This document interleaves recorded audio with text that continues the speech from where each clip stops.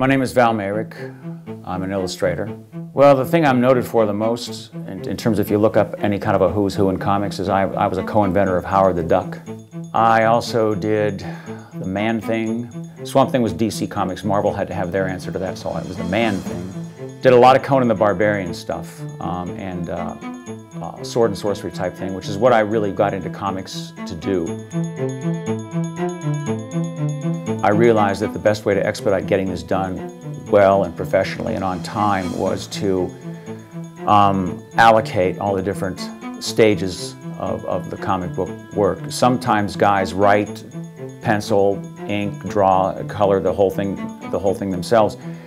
That takes a lot of time, and it just wasn't feasible in this case. One of the crucial things with a penciler is finding an inker that understands his line and really can express that. And Bob, I knew he had inked something of mine, 30 years ago, but totally forgot about what it looked like. It turned out what he's been able to produce has been just terrific.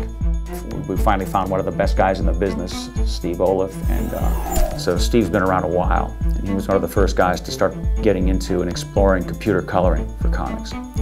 Steve has colored for everybody. His work is really beautiful, and he doesn't overdo it with all the Photoshop technique, but really enhances what's there.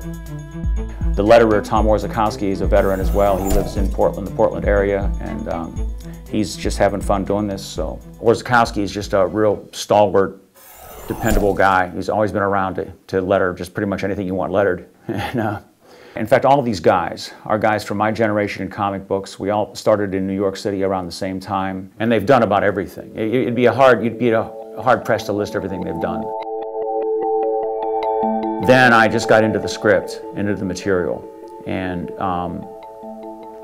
just pretty much immersed myself into the world. We did a lot of model sheet designs of what different characters were going to look like, and by the time we got through with all that, I pretty much was pretty familiar with all the material. And then I further refined a style I wanted that I thought would fit with that kind of genre. Well, I'll get the script, and the script will have a description page by page, panel by panel of the story of the action. So I think about this. I do some research in terms of the architecture of these kinds of places. Maybe look up at Google some streets from Naples or Palermo, which is what these were, and then figure out my angle, my camera angles, figure out my POVs.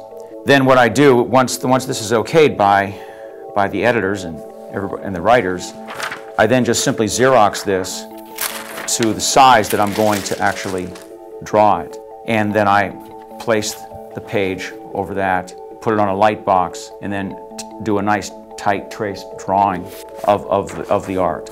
Once this pencil is completed and tightened up and finished, it then goes, I send it off to the inker. And the inker will ink over my pencil line with pen and brush and ink, and it'll be a complete and finished comic book page at that point. As you can see, this is stuff that I penciled. Pretty much what you see inked here is what I had penciled. Bob was very, very faithful to what I had drawn. His choice of texturing was really, really nice, really right on.